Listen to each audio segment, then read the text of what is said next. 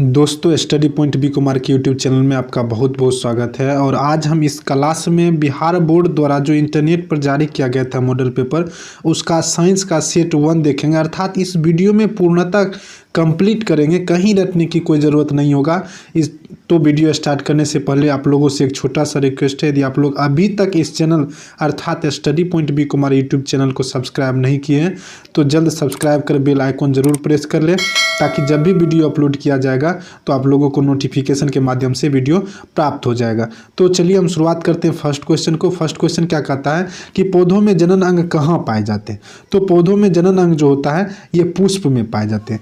पौधों में जनन अंग कहाँ पाए जाते हैं? पुष्प में पाए जाते हैं। पुष्प में ही जो है परागकोश पाई जाती है, और परागकोश में ही परागकण पाई जाती है, और यही परागकण जो है एक पुष्प से दूसरे पुष्प में प्रवेश करती है, या उसी पुष्प के वर्तिकाग्र तक जो है यह प्रवेश कर मतलब वो लैंगिक जनन हम कह सकते हैं कि यह काम करता है, और दूसरे पौधे की जो है ये उत्पत्ति होती है। तो यहाँ से यह पहला क्वेश्चन क्लियर हो गया। दूसरा क्वेश्चन, प्रकाश संश्लेषण की क्रिया होती है। तो यहाँ से जो क्वेश्चन दिया गया कि प्रकाश संश्लेषण की क्रिया किस में होती है, तो प्रकाश संश्लेषण की क्रिया जो है ये सभी हरे पेड़ पौधे में होती है। ये सभी हरे पेड़ पौधे क्या करती है? प्रकाश संश्लेषण की प्रक्रिया करती है। आइए हम लोग प्रकाश संश्लेषण को पहले पढ़ लेते हैं कि प्रकाश संश्लेषण है क्या। प्रकाश संश्लेषण एक ऐसी प्रक्रिया है जो जिसमें सभी हरे पेड़ पौधे सूर्य से प्रकाश कह सकते हैं, सूर्य से प्रकाश, वायुमंडल से कार्बन डाइऑक्साइड, पृथ्वी से खनिज लवण एवं जल ग्रहण कर क्लोरोफिल की उपस्थिति में अपना भोजन स्वयं संश्लेषित करता है। तो जिसे हम क्या कहेंगे? प्रकाश संश्लेषण कहेंगे। तो प्रकाश चूंकि भोजन प्रकाश संश्लेषण की प्रक्रिया के दौरान जो है सभी हरे पेड़ पौधे अपना भोजन स्वयं संश्लेषित करते हैं, इसीलिए सभी हरे पेड़ पौधे को उत्पादक भी कहा जाता है। तीसरा क्वेश्चन, प्रकाश संश्लेषण क्रिया में ऑक्सीजन किस से बाहर निकलता है, यानी ऑक्सीजन कहाँ से बाहर निकलता है यह कहा गया है। तो ऑक्सीजन जो है ये जल से बाहर निकलता है। कहाँ से बाहर निकलता है? जल से बाहर निकलता है। आगे, जठर ग्रंथियाँ जो है कहाँ पाई जाती है, तो हमें ध्यान रखना पड़ेगा जठर ग्रंथियों से ही जठर रस का स्राव होता है, और ये आमाशय में पाई जाती है। कहाँ पाया जाता है? तो आमाशय में पाई जाती है। तो अगला क्वेश्चन यानी क्वेश्चन नंबर 5 हम देखेंगे। क्वेश्चन नंबर 5 क्या कहता है कि ग्लाइकोलिसिस की प्रक्रिया संपन्न होती है। तो ये कहाँ संपन्न होती है? तो ये कोशिका द्रव्य में संपन्न होती है। कहाँ संपन्न होती है? तो कोशिका द्रव्य में। अगला क्वेश्चन, इथाइल एल्कोहल किस प्रकार के शोषण से बनता है? तो हमें ध्यान रखना पड़ेगा इथाइल एल्कोहल जो है ये अवायवीय शोषण। अवायवीय शोषण का मतलब शोषण की वह प्रक्रिया जो वायु की अनुपस्थिति में होता है, उसे हम क्या कहेंगे? अवायवीय शोषण। और जो वायु की उपस्थिति में होगा उसे हम वायवीय शोषण कहते हैं। तो इथाइल एल्कोहल किस प्रकार के शोषण से बनता है? तो हमारा आंसर क्या हो जाएगा? अवायवीय जो है शोषण से बनता है। अवायवीय शोषण मतलब जो वायु की अनुपस्थिति में होता है। इथाइल एल्कोहल के बारे में हम पढ़ लेते हैं। तो इसका सूत्र जो होगा वह C2H5OH। इथाइल एल्कोहल का सूत्र क्या हो जाएगा? C2H5OH होगा। अब इसका जो है स्राव में यही प्रयोग किया जाता है। जितना भी एल्कोहलिक पेय पदार्थ है इथाइल एल्कोहल का ही प्रयोग किया जाता है।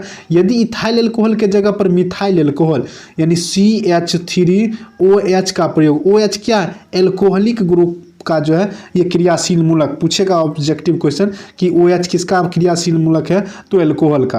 तो मिथाइल एल्कोहल का यदि प्रयोग किया जाएगा तब तो स्राव जो होगा वह ज़्यादा पावरफुल हो जाएगा, लेकिन वह क्या होगा कि हमारी आंखों की रोशनी जो होता है वह उसको प्रभावित करेगा, अर्थात आंख को जो है वह कमज़ोर कर देगा। इसलिए हम अक्सर जो है देखते हैं कि इथाइल एल्कोहल का हमेशा इथाइल एल्कोहल का ही प्रयोग किया जाता है। तो अगला क्वेश्चन, सबसे छोटी अंतःस्रावी ग्रंथि। तो सबसे छोटी अंतःस्रावी ग्रंथि जो है ये पिट्यूटरी ग्रंथि है। इसे ही पीयूष ग्रंथि, इसको क्या कहा जाता है? पीयूष ग्रंथि, या इसे मास्टर ग्रंथि भी कहा जाता है। इसे पीयूष ग्रंथि या मास्टर ग्रंथि, यह सबसे छोटी होती है और ये मस्तिष्क में पाई जाती है। पूछा जाएगा क्वेश्चन कि पिट्यूटरी ग्रंथि कहाँ पाई जाती है? तो मस्तिष्क में पाई जाती है यहाँ से। अगला क्वेश्चन, पौधों के वायवीय भागों से जल के ह्रास की क्रिया को क्या कहते हैं? पौधों के वायवीय भागों से जल की जो ह्रास होने की जो प्रक्रियाएं होती है उसे हम वाष्पोत्सर्जन कहते हैं। उसे क्या कहेंगे? वाष्पोत्सर्जन। तो यहाँ से यह क्लियर हो गया कि इसे हम क्या कहेंगे? वाष्पोत्सर्जन। अगला क्वेश्चन नंबर 9 देखते हैं। क्या कहता है कि घेघा रोग पनपता है। तो घेघा रोग में क्या होता है कि घेघा रोग आयोडीन की कमी से होता है, इसीलिए हमें डॉक्टर जो है ये सलाह देती है कि आयोडीन युक्त नमक का सेवन करना चाहिए। आयोडीन की कमी से जो है इसे घेघा रोग या गलगंड बीमारी, जिसे हम लोग देखेंगे गला के आसपास में जो है वो क्या होता है, वह थायराइड ग्रंथि जो है वह मतलब मोटा हो जाता है, फूल जाता है, जिससे गला जो होता है, गला में जो है वह थायराइड ग्रंथि बढ़ जाने के कारण जो है वह घेघा टाइप का रोग यानी घेघा रोग जो हो जाता है। और ये किससे होता है? तो आयोडीन की कमी से होता है, इसीलिए हमें आयोडीन युक्त नमक का सेवन करना चाहिए। अगला क्वेश्चन है कि रक्त में हल्के पीले रंग के चिपचिपे द्रव को कहते हैं। तो रक्त में जो हल्का पीला रंग का चिपचिपा द्रव है उसे हम प्लाज्मा कहेंगे। उसे हम क्या कहेंगे? प्लाज्मा। और ये पूरे ब्लड का जो है 55% भाग होता है। कितना प्रतिशत भाग?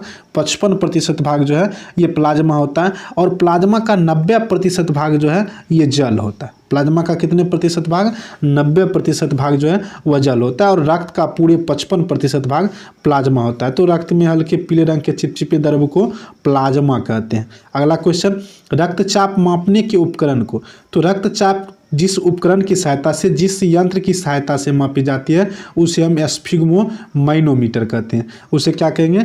स्फिग्मोमाइनोमीटर। इसी के द्वारा जो है रक्तचाप मापी जाती है। और एक स्वस्थ व्यक्ति के शरीर मतलब जो है 120/80 जैसे हम लोग कहेंगे, सिस्टोल बाय डायस्टोल जो है ये 120/80 होता है। आगे हम अगला क्वेश्चन देखेंगे।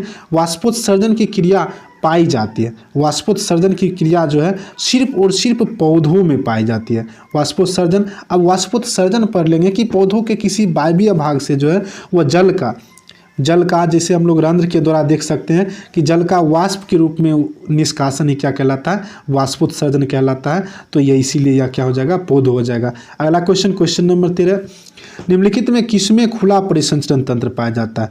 तो तिलचट्टा जो है इसी में खुला परिसंचरण तंत्र पाया जाता है। अगला क्वेश्चन नंबर 14, रक्त क्या है? तो रक्त जो है एक तरल संयोजी उत्तक है। इसमें तरल संयोजी नहीं लिखा गया है, इसीलिए रक्त जो है वो हमारा क्या आंसर हो जाएगा? रक्त क्या है? तो उत्तक है। यहाँ तक क्लियर हो गया क्वेश्चन नंबर 14। क्वेश्चन नंबर 15 देखते हैं कि मूत्र का पीला रंग किस वर्णक के कारण होता है?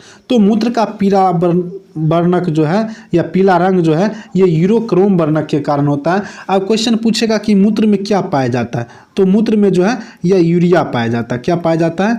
यूरिया पाया जाता है। इसके बाद एक क्वेश्चन और पूछ लेगा कि मूत्र का पीएच मान कितना होता है? तो 6 होता है। अब हम इसको कैसे याद करेंगे? अब चूंकि मूत्र बहुत दुर्गंध देता है और यदि कुछ हम दुर्गंध सुनेंगे तो दुर्गंध जो है वह देखने के साथ या हम कह सकते हैं अनुभव जो ही हमें दुर्गंध का होगा या हमें पता चल जाएगा दुर्गंध, तो हमारे मन से निकल ही जाएगा छी। अब छी का मतलब छी इच्छा, तो इसीलिए हम यहाँ से निकाल सकते हैं कि मूत्र का पीएच मान जो होता है वो अच्छा होता है। अगला क्वेश्चन देखते हैं क्वेश्चन नंबर 16, निम्नलिखित में कौन एक उभयलिंगी जंतु है? अब उभयलिंगी जंतु की यदि बात किया जाए तो जिसमें नर और मादा एक ही जीव में, वैसे जीव जिसमें नर एवं मादा दोनों एक ही जीव में होती है उसे हम उभयलिंगी जंतु कहते हैं। तो उभयलिंगी जंतु केचुआ का हम देखेंगे नंबर कर जो है वह चलता है, अर्थात उसका आधा भाग यहाँ से हम देखेंगे तो एक डिजाइन किया जाता है रहता है और उसके आगे जो है जस्ट आधा भाग नर का और आधा भाग मादा का होता है। तो ये उभयलिंगी जंतु जो है वह कहलाते हैं जिसमें नर और मादा दोनों होते हैं। अगला क्वेश्चन, यूरिया रक्त में कहाँ से प्रवेश करता है? तो यूरिया रक्त में जो है यकृत से प्रवेश करता है। कहाँ से प्रवेश करता है? यकृत से प्रवेश करता है। अगला क्वेश्चन नंबर 18, जैव आवर्धन प्रदर्शित करने वाला रसायन। तो जैव आवर्धन प्रदर्शित करने वाला रसायन जो है यह DDT है। क्या है? DDT है। अगला क्वेश्चन नंबर 19, निम्नलिखित में से कौन एक प्राथमिक उपभोक्ता है? अब प्राथमिक उपभोक्ता की यदि बात कर ले तो वैसे उपभोक्ता जो हरे पेड़ पौधे को खाते हैं, जो हरे पेड़ पौधे को खाएगा उसे हम क्या कहेंगे, प्राथमिक उपभोक्ता। वैसे जीव जो हरे पेड़ पौधे को खाते हैं उसे हम क्या कहेंगे, प्राथमिक उपभोक्ता। और इसका आंसर जो है, ये सभी जितने भी शाकाहारी जीव जंतु हैं वे हरे पेड़ पौधे को खाते हैं, इसीलिए हमारा आंसर जो है वह शाकाहारी हो जाएगा। अगला क्वेश्चन, निम्नलिखित में कौन एक भूमिगत जल का उदाहरण है। अब भूमिगत जल का उदाहरण जो है वह पूछा जा रहा है। तो भूमिगत जल का मतलब जो भूमि से जल प्राप्त होता है, भूजल या भूम जल इसको हम लोग कह सकते हैं, भूजल। तो भूजल मतलब भूमि से प्राप्त जल, तो भूजल यानी कुआं जो है ये कुआं से प्राप्त हो जाता है। तो क्वेश्चन नंबर 20 तक तो क्लियर हो गया। अब हम क्वेश्चन नंबर 21 देखते हैं क्या कहता है, कि क्वेश्चन नंबर 21 की तरफ बढ़ते हैं। क्वेश्चन नंबर 21 कहता है कि प्राकृतिक चुनाव द्वारा जीवों का विकास कहलाता है। तो प्राकृतिक चुनाव द्वारा जीवों का विकास जो है ये डार्विनवाद कहलाता है। क्या कहलाता है, डार्विनवाद। तो प्राकृतिक चुनाव द्वारा जीवों का विकास जो है ये डार्विनवाद कहलाता है। जैसे हम लोग देखते हैं कि कोई भी जीव जो है वो एकाएक विलुप्त हो जाती है, यदि उसको उस तरीका से माहौल नहीं मिला तो वो क्या होती है, धीरे धीरे विलुप्त हो जाती है। और यह जो है यह प्रक्रिया जो होती है ये डार्विनवाद कहलाती है। तो क्लियर हो गया यहाँ से। हरे पौधे कहलाते हैं, अभी हम तुरंत चर्चा कर लिए थे कि जितने भी हरे पौधे हैं वे क्या कहलाएंगे, उत्पादक कहलाएंगे। हरे पौधे क्या कहलाएंगे, उत्पादक। जो उत्पादक को खाएगा प्राथमिक उपभोक्ता, जो प्राथमिक उपभोक्ता को खाएगा वो द्वितीयक उपभोक्ता, जो द्वितीयक उपभोक्ता को खाएगा वो तृतीयक उपभोक्ता। तो यहाँ से क्लियर हो गया। तो हरे पौधे कहलाते हैं तो यह उत्पादक। अंडोत्सर्ग का कारण है, अंडोत्सर्ग का कारण जो है ये FSH हार्मोन, ये FSH हार्मोन जो है ये अंडोत्सर्ग का कारण हो जाएगा। अगला क्वेश्चन, लैंगरहैंस की द्वीपिका कहाँ पाई जाती है। तो लैंगरहैंस की द्वीपिका जो है ये अग्नाशय में पाई जाती है। कहाँ पाई जाती है, अग्नाशय में पाई जाती है। क्लियर हो गया, लैंगरहैंस की द्वीपिका कहाँ पाई जाती है, अग्नाशय में। क्वेश्चन नंबर 25 की तरफ बढ़ते हैं। क्वेश्चन नंबर 25 क्या कहता है कि थायॉक्सिन हार्मोन के संश्लेषण में निम्नलिखित में किसका होना आवश्यक है। तो यहाँ से यदि हम ऑप्शन देखें तो आयोडीन की कमी से अभी हम चर्चा कर लिए थे। कौन सी बीमारी, तो गलगंड या घेघा रोग जिसको हम लोग कहते हैं वह हो जाता है। तो ये थायरॉक्सिन हार्मोन के संश्लेषण में ये निम्नलिखित में किसका होना आवश्यक है, तो आयोडीन का होना आवश्यक हो जाएगा। अगला क्वेश्चन, क्वेश्चन नंबर 26, निश्चल कणिकाएँ पाई जाती है। तो निश्चल कणिकाएँ जो है ये न्यूरॉन में पाई जाती है। कहाँ पाई जाती है निश्चल कोशिकाएं कणिकाएँ, तो ये न्यूरॉन में पाई जाती है। क्लियर हो गया। क्वेश्चन नंबर 27 देखते हैं, मानव मस्तिष्क का वजन होता है। अब यह लगभग में दिया गया है। तो मानव मस्तिष्क का वजन जो होता है यानी भार लगभग 1.2 से 1.4 kg, अर्थात 1200 ग्राम से जो है ये 1400 ग्राम जो है के बीच मानव मस्तिष्क का वजन होता है। क्लियर हो गया यह क्वेश्चन। क्वेश्चन नंबर 28, निकट दृष्टि दोष अथवा दूर दृष्टि दोष के निवारण हेतु प्रयुक्त लेंस द्वारा बना प्रतिबिंब होता है। अब यहाँ से देखें तो इस क्वेश्चन के आधार पर वास्तविक जो होगा वह उल्टा होगा, ये तो गलत हो गया। काल्पनिक होगा वह सीधा होगा, यह भी गलत हो जाएगा। अब चूंकि निकट दृष्टि दोष और दूर दृष्टि दोष कहा जा रहा है तो इसीलिए वास्तविक और उल्टा यहाँ से क्या हो जाएगा, हमारा आंसर निकल कर आ जाएगा। आगे क्वेश्चन नंबर 29, साइड मिरर के रूप में निम्नलिखित में कौन प्रयुक्त होता है। तो यहाँ से साइड मिरर के रूप में, गाड़ी के साइड मिरर के रूप में जो है उत्तल दर्पण का प्रयोग होता है।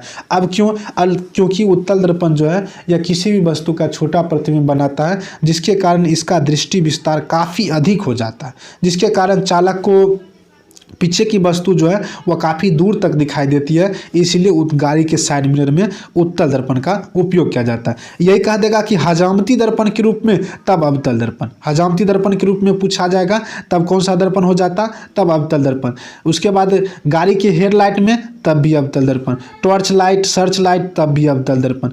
मतलब या कह सकते हैं कि डॉक्टरों द्वारा नाक कान गला रोग विशेषज्ञ में तब भी अवतल दर्पण। तो यहाँ साइड मिरर पूछा जा रहा है इसीलिए हमारा आंसर क्या हो जाएगा, उत्तल दर्पण हो जाएगा। अगला क्वेश्चन, अवतल लेंस द्वारा प्राप्त प्रतिबिंब होता है। तो अवतल लेंस द्वारा प्राप्त प्रतिबिंब जो है आभासी, सीधा तथा वस्तु से छोटा भी होता है, इसलिए इनमें से सभी जो है वह हमारा आंसर हो जाएगा। अगला क्वेश्चन, ऊर्जा का ऐसा मात्रक। तो ऊर्जा का ऐसा मात्रक जो होता है यह जूल होता है। ऊर्जा का ऐसा मात्रक क्या होता है, जूल होता है। तो यह हमारा आंसर हो जाएगा।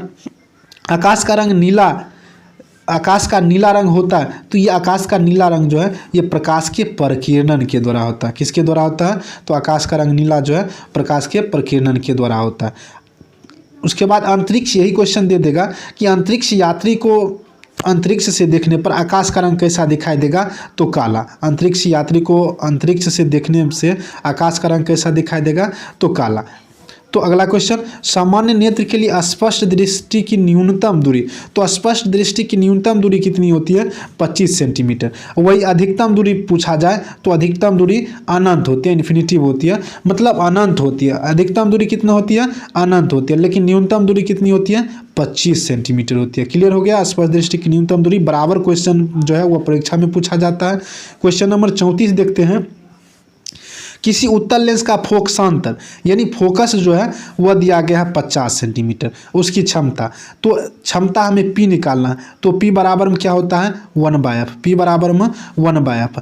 अब यहाँ से करेंगे 50 सेंटीमीटर है, तो पी बराबर में क्या हो जाएगा, 1/50 सेंटीमीटर। अब सेंटीमीटर को मीटर में बदलेंगे तब क्या होगा कि 100 से, सेंटीमीटर को मीटर में बदलेंगे तब हमें करना क्या पड़ेगा कि 100 से भाग देना पड़ेगा। अब 100 से भाग दें या यहाँ से इसको हम मिटा देते हैं पहले पूरे, कि यहाँ से हम शॉर्ट में निकाल लें तो शॉर्ट में क्या, यहाँ से उतना जाने की कोई ज़रूरत नहीं। 50 सेंटीमीटर दिया गया है, हमें 100 में क्या करना है, भाग दे देना है। 50 दूनी 100 सेंटीमीटर में दिया रहेगा 2 डायोप्टर। अब हमें यहाँ से देखना है कि कौन सा लेंस है, उत्तल लेंस है। उत्तल लेंस है तो उत्तल लेंस की क्षमता धनात्मक होती है, इसलिए +2 डायोप्टर जो है ये आंसर हो जाएगा। अब यही क्वेश्चन को बदल कर दे दे कि यदि ये किसी लेंस की क्षमता जो है वह 4 डायोप्टर है, कितनी है, 4 डायोप्टर क्षमता दे दिया जाएगा 4 डायोप्टर। तब पूछा जाएगा कि इसकी फोकस दूरी कितना है, तो फोकस दूरी निकालने के लिए भी हम क्या करेंगे, 4 से भाग दे देंगे, कट जाएगा कितना, 25 बार में 25 सेंटीमीटर ही हमारा क्या हो जाएगा, आंसर हो जाएगा।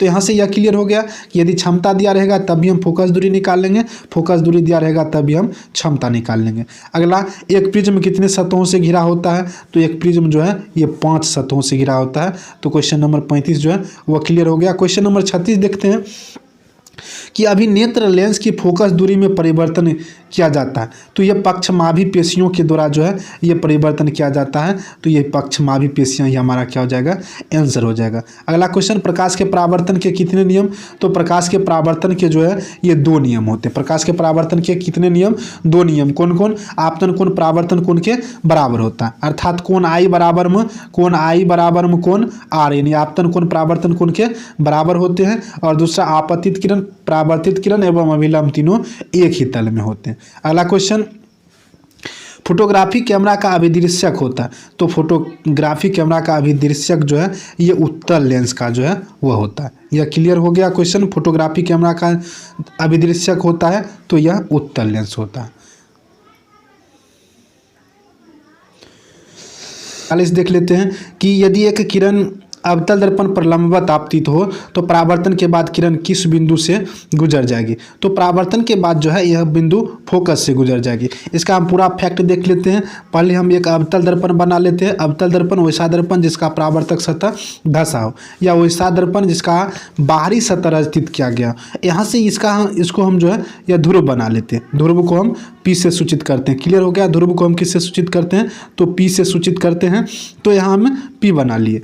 और उसके बाद दूसरा जो है ये किरण मुख्य अक्ष के समांतर जो है ये आपतित होती है, तो दर्पण से परावर्तन के बाद इस बिंदु से जो है यह होकर गुजरेगी और इसी को हम लोग क्या कहेंगे, F कहेंगे। फोकस क्लियर हो गया। यहाँ से अन्य जो है इसका रूल नियम हम समझ लेते हैं कि यदि यही किरण जो है ये फोकस की दिशा से आपतित होती हो, यदि यही किरण जो है ये फोकस की दिशा से आपतित होगा, यहाँ से ऐसे करके फोकस की दिशा से, तो दर्पण से परावर्तन के बाद क्या होगा, मुख्य अक्ष के समांतर से लौट जाएगा। लेकिन यही यदि इस तरीका से करें और यही ध्रुव पर आपतित होगा तो जितना कोण बनाते हुए आपतित होगा यह कोण उतना ही कोण बनाते हुए परावर्तित हो जाएगा। लेकिन यही यदि वक्रता केंद्र से आपतित होगा तो वह उसी पथ पर क्या होगा, लौट जाएगा। ये सब इसका जो है वह पॉइंट था। अगला क्वेश्चन हम देख लेते हैं। क्वेश्चन नंबर 40 जो है वह क्या कहता है, क्वेश्चन नंबर 40 की तरफ बढ़ते हैं। क्वेश्चन नंबर 40, यदि एक प्रिज्म से एक वर्णी किरण गुजरे तो इसका नहीं होगा। ध्यान रखना पड़ेगा, प्रिज्म से जो है वर्ण विक्षेपण होता है तो इसका वर्ण विक्षेपण जो है वह नहीं होगा। क्या नहीं होगा, तो वर्ण विक्षेपण जो है वह नहीं होगा। क्लियर हो गया। यहाँ से क्या होगा, वर्ण विक्षेपण नहीं होगा। अगला क्वेश्चन, क्वेश्चन नंबर 41 जो है वह देखते हैं। पवन विद्युत जनित्र में कुंडली को घुमाने का काम मूलतः करती है। तो कुंडली को जो घुमाने का काम करती है ये गतिमान हवा, चूँकि हवा का जो है वह तेज रफ्तार होना आवश्यक हो जाता है। यदि तेज रफ्तार हवा नहीं रहेगा तो वह कुंडली घूमेगा नहीं, इसलिए गतिमान हवा का होना क्या है, आवश्यक हो जाता है। तो इस तरीक़ा से क्वेश्चन हल करते जाएंगे और हल करने के बाद जो है फिर से हमें यह सेट देखने की ज़रूरत ही नहीं होगा, अर्थात एक ही साथ सब जो है वह याद होते चला जाएगा। आगे अगला क्वेश्चन नंबर 42 देखते हैं क्या कहता है कि कांच की अवतल लेंस की वायु में शक्ति होगी। अब अवतल लेंस की शक्ति जो है, तो अवतल लेंस की फोकस दूरी और क्षमता दोनों क्या होती है, ऋणात्मक होती है। तो यहाँ से यह हमारा ऑप्शन भी क्या हो जाएगा, ऋणात्मक हो जाएगा। क्लियर हो गया। यहाँ से उत्तल दर्पण की पूछा जाए तो धनात्मक। निम्नलिखित में कौन विद्युत का सुचालक है? विद्युत का सुचालक अर्थात जिससे विद्युत धारा यानी आवेश और ऊष्मा और विद्युत धारा दोनों का सुचालक। ग्रेफाइट जो है ये अधातु है। पूछेगा क्वेश्चन कि कौन अधातु होते हुए भी ऊष्मा एवं विद्युत का सुचालक है, तब ग्रेफाइट, तब क्या हो जाएगा, ग्रेफाइट। आयोडीन जो है ये चमकीला है। आयोडीन क्या है, चमकीला। हीरा सबसे कठोर है। हीरा क्या है, सबसे कठोर मतलब हो जाएगा।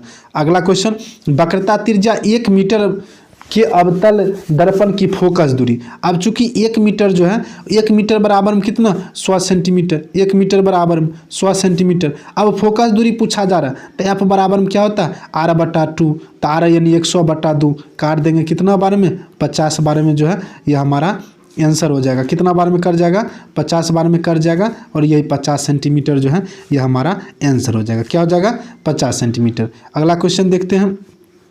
सघन माध्यम से विरल माध्यम में जाती हुई किरण अभिलंब से विचलित हो जाती है। अब क्वेश्चन जो पूछा जा रहा है यहाँ से हम देखते हैं कि यह एक बना लिए। यहाँ से ऊपर जो है ये सघन माध्यम है, ऊपर क्या है, सघन माध्यम है, और नीचे जो है यह विरल माध्यम है। ये नीचे क्या है, विरल माध्यम। ऐसे करके खींच लिए। अब जब प्रकाश की किरण सघन माध्यम से विरल माध्यम में प्रवेश करती है तो वह अभिलंब से दूर हट जाती है। ऐसे करके जो है यह चला जाएगा, दूर चला जाएगा। लेकिन जब प्रकाश की किरण यही विरल माध्यम से सघन माध्यम में प्रवेश करती तो यह अभिलंब की ओर जो है ऐसे करके झुक जाती। तो यहाँ क्या है, सघन माध्यम से विरल माध्यम में आती हुई किरण क्या होगी, वह अभिलंब से दूर हट जाएगी। क्या होगी, वह अभिलंब से दूर हट जाएगी। तो यह क्लियर हो गया।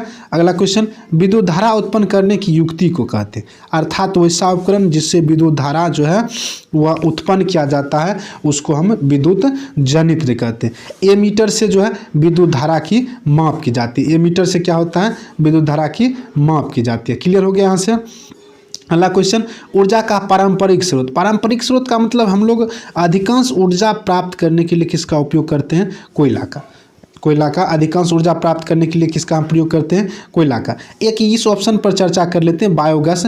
तो बायोगैस का सबसे प्रमुख घटक जो पूछा जाएगा तो वह मेथेन। बायोगैस का सबसे प्रमुख घटक कौन है, तो मेथेन। मेथेन को ही मार्स गैस कहा जाता है। मेथेन को क्या कहा जाएगा, मार्स गैस। और इसका सूत्र जो होता है CH4। मीथेन का सूत्र क्या होता है, CH4, और इसे मार्स गैस भी कहा जाता है। ये कहाँ पाई जाती है, तो ये दलदली में। कहाँ पाई जाती है, दलदली में जो है ये मीथेन गैस पाई जाती है। तो क्लियर हो गया यहाँ से।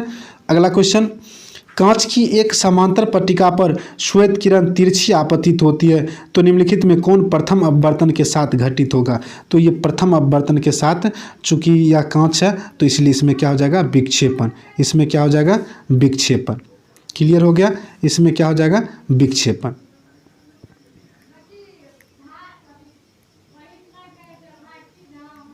क्वेश्चन नंबर 49 देखते हैं। 49 क्या कहता है कि हमारे घरों में जो विद्युत आपूर्ति की जाती है, तो ध्यान रखना पड़ेगा, हमारे घरों में जो विद्युत आपूर्ति की जाती है वह 220 वोल्ट की प्रत्यावर्ती धारा।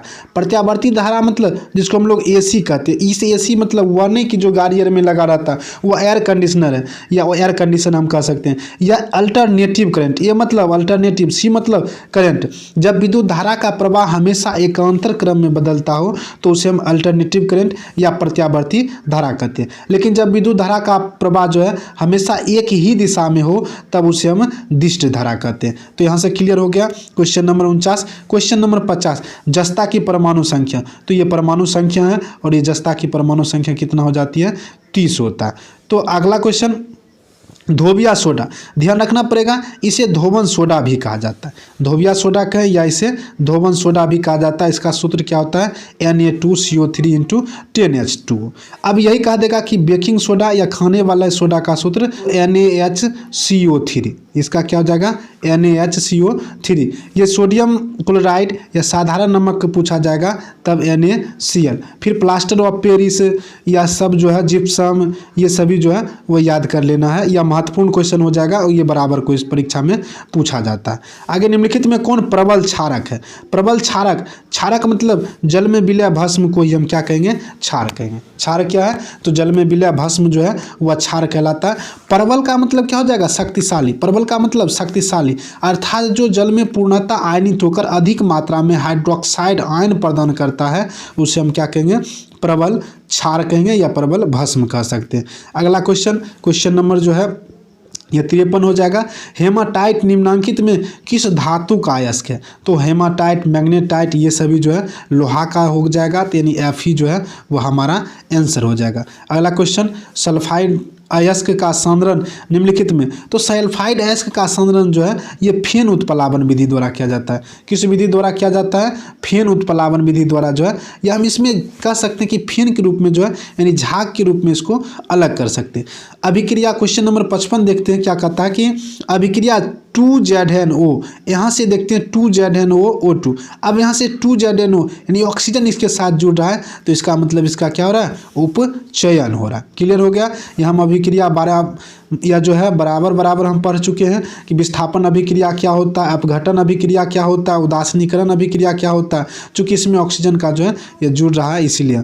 अब ग्लूकोज का आणविक सूत्र क्या होता है? तो ग्लूकोज का आणविक सूत्र जो है हम इस तरीका से याद कर लेंगे, 6-12-6, क्या? 6-12-6 यानी C6H12O6। ग्लूकोज का आणविक सूत्र क्या होता है? C6H12O6। अगला क्वेश्चन, अम्ल का जलीय विलयन विद्युत का संचालन करता है, क्यों अम्ल जल में जो है, तो अम्ल जल में क्या होता है कि पूर्णतः आयनित हो जाता है। अम्ल जल में क्या होता है? पूर्णतः आयनित हो जाता है और इसीलिए विद्युत का क्या करते हैं? चालन करते हैं। क्लियर हो गया? यानी क्वेश्चन नंबर 57 तक जो है वो हम क्लियर कर लिए हैं। अब क्वेश्चन नंबर हम 58 देखते हैं क्या कहता है कि लिथियम के बाह्यतम शेल में कितने इलेक्ट्रॉन विद्यमान है? तो लिथियम के बाह्यतम शेल में इलेक्ट्रॉन पूछा जा रहा है कि लिथियम के बाह्यतम शेल में, बाह्यतम शेल मतलब बाहरी कक्षा, बाह्यतम शेल का मतलब बाहरी कक्षा, और बाहरी कक्षा में कितने इलेक्ट्रॉन है वह, तो लिथियम का परमाणु संख्या कितना होता है? 3। लिथियम का परमाणु संख्या 3। इलेक्ट्रॉनिक विन्यास 1s2 2s1। अब इसका बाह्यतम कक्षा, दूसरा कक्षा, और इसमें कितने इलेक्ट्रॉन? तो 1 इलेक्ट्रॉन। तो इसके बाह्यतम कक्षा में कितने इलेक्ट्रॉन? 1 इलेक्ट्रॉन हो जाएगा। आवर्त सारणी के शून्य समूह का तत्व, तो शून्य समूह का जो तत्व होगा वह हीलियम होगा। यह पहले से जो है यह पेंट किया गया था, बच्चे और पेंट किए होंगे। तो आवर्त सारणी के शून्य समूह का तत्व जो है या हीलियम जो है वह कहलाता है। हीलियम अक्रिय गैस है। हीलियम ही एक ऐसी अक्रिय गैस है जिसके बाह्यतम कक्षा में सिर्फ 2 इलेक्ट्रॉन है। बाह्यतम कक्षा में सिर्फ कितने हैं? 2 इलेक्ट्रॉन है। बाकी 6 अक्रिय गैस जैसे हीलियम, नियोन, आर्गन, क्रिप्टन, जेनन और रेडन, सबके बाह्यतम कक्षा में जो है हीलियम के अलावे छोड़कर 8 इलेक्ट्रॉन होते हैं और ये अक्रिय जो है अक्रिय गैस कहलाते हैं। इसे वर्ग 18 का तत्व या शून्य समूह का तत्व भी कहा जाता है। अगला क्वेश्चन, निम्नलिखित में सर्वाधिक विद्युत ऋणात्मकता, तो सर्वाधिक विद्युत ऋणात्मकता जो है ये फ्लोरीन होती है। क्लियर हो गया? अगला क्वेश्चन नंबर 61, जल के वैद्युत अपघटन में कैथोड पर कौन सी गैस मुक्त होती है? तो जल के वैद्युत अपघटन में कैथोड पर जो है ये हाइड्रोजन गैस मुक्त होती है। कौन सी गैस मुक्त होती है? तो हाइड्रोजन गैस मुक्त होती है। यह क्लियर हो गया? अगला, हमारे शरीर का पीएच मान होता है, तो हमारे शरीर का पीएच मान जो होता है ये 7 से लेकर 7.8 के बीच होता है। अब पीएच मान की यदि बात किया जाए तो 7 किसका होता है? उदासीन विलयन का। उदासीन विलयन का पीएच मान कितना होता है? 7 होता है। आगे हम लोग पढ़ेंगे तो अम्ल का पीएच मान 7 से कम होता है। अम्ल का पीएच मान क्या होगा? 7 से कम होगा। क्लियर हो गया? 7 से कम होगा। किसका? यानी यहाँ से करेंगे, इधर अम्ल लिखेंगे तो 7 से कम जो होगा वो अम्ल होगा। इसके बाद 7 से अधिक जो होगा वो किसका होगा? भस्म को होगा। क्लियर हो गया? अम्ल का पीएच मान 7 से अधिक होता है, भस्म का पीएच मान 7 अम्ल का पीएच मान 7 से कम होता है, भस्म का पीएच मान 7 से अधिक होता है और उदासीन विलयन का पीएच मान कितना होता है 7 होता है। पीएच मान से जो है एक दो क्वेश्चन बराबर पूछा जाता है परीक्षा में। निम्नांकित यौगिकों में कौन अम्ल है? तो कौन अम्ल है यहाँ से यदि पूछा जा रहा है तो H2SO4 क्या हो जाएगा, H2SO4 जो है जिसे हम सल्फ्यूरिक अम्ल कहते हैं। H2SO4 को क्या कहा जाता है, सल्फ्यूरिक अम्ल जो है वह कहा जाता है। तो सल्फ्यूरिक अम्ल पहले से ही हम लोग परिचित हैं, तो यही क्या है, सल्फ्यूरिक एक अम्ल है। निम्नलिखित में कौन संश्लेषित सूचक है? सूचक जैसे हम लोग कहते हैं कि अम्ल और भस्म की जो पहचान जिससे करते हैं वो मैथिल ऑरेंज। तो मैथिल ऑरेंज तो अम्ल क्या करता है, या हम नीले लिटमस पत्र या लिटमस पत्र भी हम आगे पढ़ेंगे, तो लिटमस पत्र के द्वारा भी जांच किया जाता है। लिटमस पत्र के द्वारा भी अम्ल भस्म की जांच किया जाता है, लेकिन यहाँ संश्लेषित सूचक की बात किया जा रहा है, इसलिए इसका क्या हो जाएगा, मैथिल ऑरेंज हो जाएगा। अगला क्वेश्चन नंबर 65, कार्बन डाइऑक्साइड जल से अभिक्रिया करके बनाता है। तो कार्बन डाइऑक्साइड जल से अभिक्रिया करके कार्बोनिल अम्ल का निर्माण करता है। क्या करता है, कार्बोनिल अम्ल का निर्माण करता है। यह क्लियर हो गया, कार्बोनिल अम्ल। अगला क्वेश्चन नंबर 66 देखते हैं, कॉपर पाइराइट का रासायनिक संगठन पूछा जा रहा है, तो CuFeS2 क्या हो जाएगा, CuFeS2। अगला क्वेश्चन नंबर 67, प्रकृति में मुक्त अवस्था में पाई जाने वाली धातु। तो मुक्त अवस्था में वैसी धातु पाई जाती है जिस पर बाहरी कारकों का जो है वह प्रभाव नहीं के बराबर पड़ता है। जैसे बाहरी कारक जैसे हवा, जलवाष्प, कार्बन डाइऑक्साइड, यानी बाहरी जो गैसों का या बाहरी कारकों का जिस पर कोई प्रभाव नहीं पड़ता है, नहीं के बराबर या नगण्य प्रभाव पड़ता है, वे सभी तत्व प्रकृति में मुक्त अवस्था में पाए जाते हैं। तो सोना जो है वह क्या होते हैं, मुक्त अवस्था में पाए जाते हैं। निम्नलिखित में कौन सी धातु सबसे अधिक अभिक्रियाशील होगा?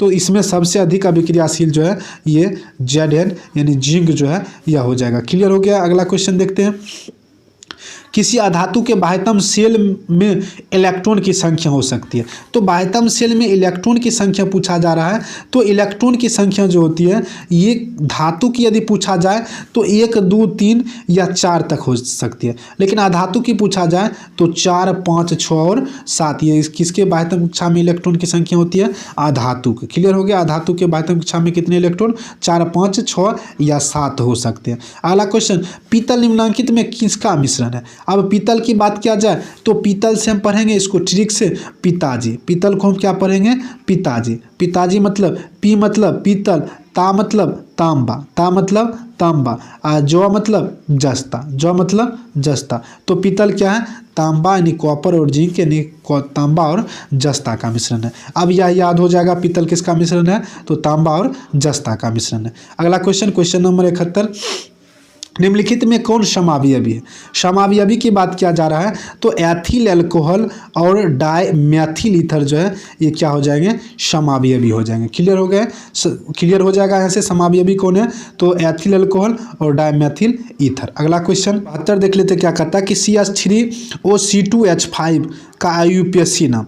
IUPAC नाम जो है यह पूछा जा रहा है, तो IUPAC नाम जो है CH3, ये क्या, मेथेन। मेथेन से क्या बन जाएगा, मेथेन, और ये क्या है, एथेन, और ये जो है तो इसका पूरा नाम जो है हम यदि IUPAC नाम करें तो मिथॉक्सी एथेन। क्या बन जाएगा, मिथॉक्सी एथेन। क्लियर हो गया यहाँ से। मेथेन का मतलब ये मेथेन का सूत्र नहीं है, मतलब कार्बन की संख्या एक किस में होती है, मेथेन के। कार्बन की संख्या 2 किस में होती है, एथेन का, इसीलिए इसका IUPAC नाम जो है मिथॉक्सी एथेन आ जाएगा। अगला क्वेश्चन, लोहे की अभिक्रिया भाप से कराने पर कौन सा ऑक्साइड बनता है? तो लोहे की अभिक्रिया यदि हम भाप के साथ कर दें तो Fe3O4 का निर्माण हो जाएगा, यानी क्वेश्चन नंबर 73 का आंसर हो जाएगा। अगला क्वेश्चन नंबर 74 देखते हैं कि एक तत्व की परमाणु संख्या 16 है। यदि परमाणु संख्या 16 है तो आवर्त सारणी में इस तत्व की वर्ग संख्या भी 16 हो जाएगी। अगला क्वेश्चन देखते हैं, क्वेश्चन नंबर 75 क्या कहता है कि निम्नलिखित में कौन सी धातु तनु सल्फ्यूरिक अम्ल के साथ अभिक्रिया नहीं करती है? तो तनु सल्फ्यूरिक अम्ल के साथ जो है ये कॉपर धातु है जो अभिक्रिया नहीं करती है। क्लियर हो गया क्वेश्चन नंबर 75। क्वेश्चन नंबर 76 देख लेते हैं कि एक मिश्र धातु में 90% कॉपर और 10% टिन है। 90% कॉपर और 10% टिन है, तो इस मिश्र धातु को हम ब्रोंज कहेंगे। इसको मिश्र धातु को क्या कहेंगे? ब्रोंज कहेंगे। पीतल बताए थे पिताजी, पीतल जो है वह तांबा और जस्ता का मिश्रण होता है, इसलिए इसका आंसर जो है वो ब्रोंज हो जाएगा। अगला क्वेश्चन, जिंक सोडियम हाइड्रोक्साइड के साथ प्रतिक्रिया कर बनाता है। तो जिंक जो है यह सोडियम हाइड्रोक्साइड के साथ जो है प्रतिक्रिया कर हाइड्रोजन गैस बनाता है, यानी H2 जो है वही हमारा क्या हो जाएगा? आंसर हो जाएगा। तो यहाँ तक क्लियर हो गया, H2 जो होगा वही हमारा आंसर होगा, अर्थात hydrogen gas. Question number 77 clear हो गया। अब क्वेश्चन नंबर हम 78 देख लेते हैं, क्या कहता है कि निम्नलिखित में कौन सी धातु वायु में उच्च ताप पर गर्म किए जाने पर भी ऑक्सीजन से संयोग नहीं करता है? अब गर्म कर देंगे तब यह जो होगा Ag, सिल्वर चांदी का यह संकेत होता है, तो Ag जो होगा यदि हम इसको गर्म ऑक्सीजन से संयोग जो है यह नहीं करेगा, गर्म कर देंगे तब भी। अब अयस्क में उपस्थित अशुद्धियों को गैंग कहा जाता है। अयस्क में उपस्थित अशुद्धियों को क्या कहेंगे?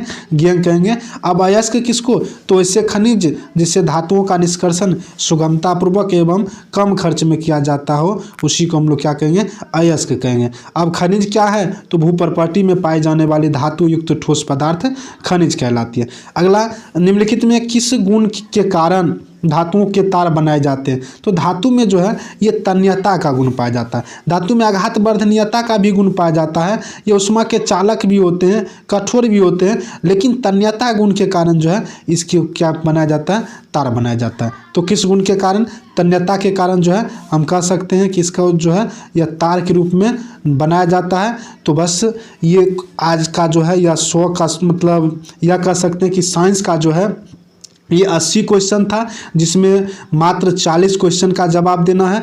तो हमें लोग उसी क्वेश्चन को जवाब देंगे जो हमें 100 का 100% आता हो, अर्थात जब हम पूर्ण जिस क्वेश्चन में जो है पूर्ण मतलब कॉन्फिडेंस के रहेंगे तो कॉन्फिडेंस के साथ उस क्वेश्चन को मारना है। बस आज का क्लास यही समाप्त करते हैं, मिलेंगे नेक्स्ट अगले क्लास में।